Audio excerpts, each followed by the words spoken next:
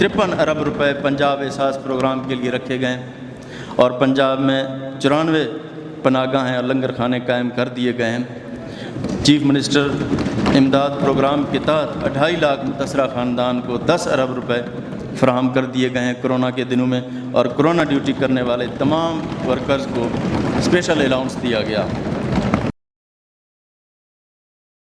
360 अरब रुपए का district development package हमने दिया। मेरे ख्याल में तारीख़ में इसकी मिसाल नहीं मिलती कि पहली दफ़ा मुंतखब नुमाइंदों से मनसूबे लेके सूबाई बजट में शामिल किए जाएं और फिर उनकी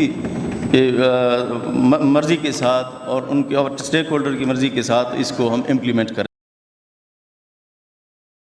पंजाब पहली दफ़ा स्पोर्ट्स पॉलिसी इंट्रोड्यूस कर रहा है और इसमें इंफ्रास्ट्रक्चर की बेहतरी और 500 मज़ीद ग्राउंड शामिल किए जाएंगे, बेहतर किया जाएगा और 15 तहसीलों में स्पोर्ट्स कम्प्लेक्स बनाए जाएंगे और क्रिकेट और हॉकी के लिए हाई परफॉर्मेंस सेंटर्स भी बनाए जा रहे हैं।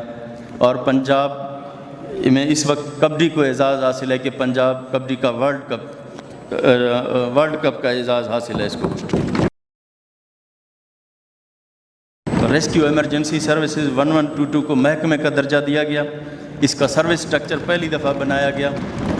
285 नई एम्बुलेंसेज फराहम कर दी गई हैं, की जा रही हैं और 1350 मोटर बाइक्स भी दी जा रही हैं।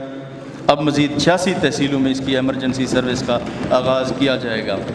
इसके बाद इंशाअल्लाह 146 तहसीलों के अंदर तमाम जगहों पे ये फंक्शनल हो जाएगा। इंशाअल्लाह इसी साल पंजाब के अंदर हम रेस्क्यू हेली एम्बुलेंस सर्विस का भी आगाज़ कर रहे हैं, जिसके लिए पंजाब के बजट में पैसे एलोकेट कर दिए गए हैं।